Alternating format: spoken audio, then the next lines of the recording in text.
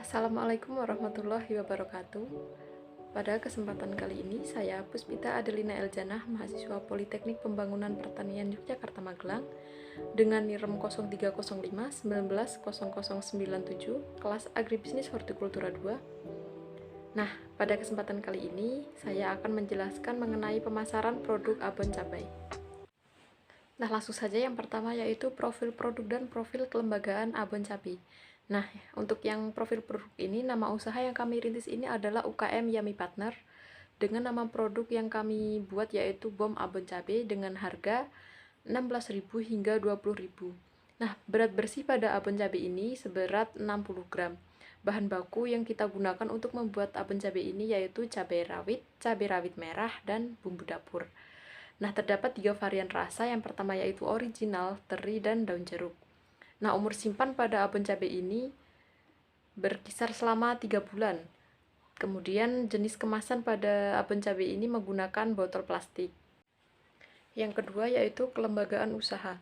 Nah, kelembagaan usaha ini mempunyai bentuk kelembagaan berupa UKM atau usaha kecil menengah yang diberi nama UKM Yami Partner.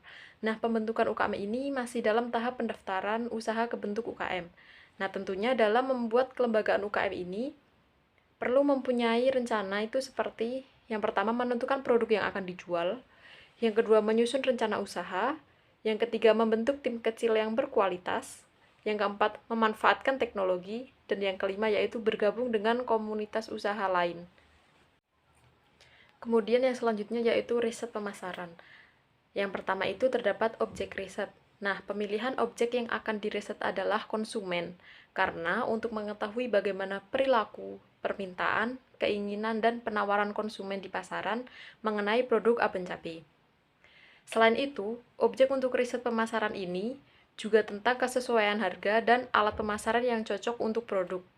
Hal ini bertujuan agar dapat dijadikan bahan pertimbangan apakah produk tersebut itu cocok untuk masuk di lini pasar konsumen atau sebaliknya, dan dapat digunakan untuk mengetahui mengenai harga yang cocok menurut konsumen, serta mengetahui alat pemasaran apa yang lebih cocok digunakan untuk produk abon cabai. Yang kedua, metode riset. Metode riset pemasaran yang digunakan yaitu survei atau responden acak. Hal ini dilakukan agar lebih mendapatkan responden sehingga mampu menjangkau pasar yang semakin luas dan juga mendapatkan konsumen baru. Kegiatan survei ini dilakukan dengan melalui Google Form dan ditujukan untuk semua kalangan masyarakat. Yang ketiga yaitu jenis riset. Jenis riset yang kami gunakan yaitu planning research. Riset ini dilakukan untuk mendapatkan informasi yang digunakan sebagai panduan untuk menyusun rencana pemasaran perusahaan. Yang keempat yaitu tahapan riset. Nah, untuk tahapan riset yang pertama yaitu harus merumuskan masalah. Sebelum melakukan riset, hal yang pertama dilakukan adalah tentunya merumuskan masalah. Yang kedua yaitu menentukan desain riset. Desain riset yang digunakan adalah deskriptif, dengan menjelaskan dan menyajikan informasi tentang produk yang akan diriset. Nah, yang ketiga yaitu merancang metode pengumpulan data. Metode pengumpulan data yang digunakan adalah dengan menyebar kuesioner berupa Google Form kepada beberapa pelanggan, baik pelanggan baru maupun pelanggan tetap. Nah, jenis data yang digunakan adalah data primer dan data sekunder berupa kuesioner yang sudah disebar. Nah, kemudian yang keempat itu mengambil sampel dan mengumpulkan data. Kuesioner dibagikan saat konsumen melakukan pembelian dan data langsung dikumpulkan melalui Google Form. Yang kelima itu melakukan analisis. Nah, setelah data hasil kuesioner didapatkan, data tersebut dianalisis dan disimpulkan untuk perkembangan usaha ke depannya. Yang terakhir itu menyusun laporan. Laporan disusun berdasarkan kesimpulan dan hasil dari kuesioner, kemudian diarsipkan untuk menjadi pertimbangan ke depannya. Perencanaan pemasaran yang pertama, menentukan langkah-langkah berupa tujuan perusahaan. Yang kedua, merumuskan rencana pemasaran, dan yang ketiga, langkah-langkah rencana pemasaran. Sistem informasi pemasaran.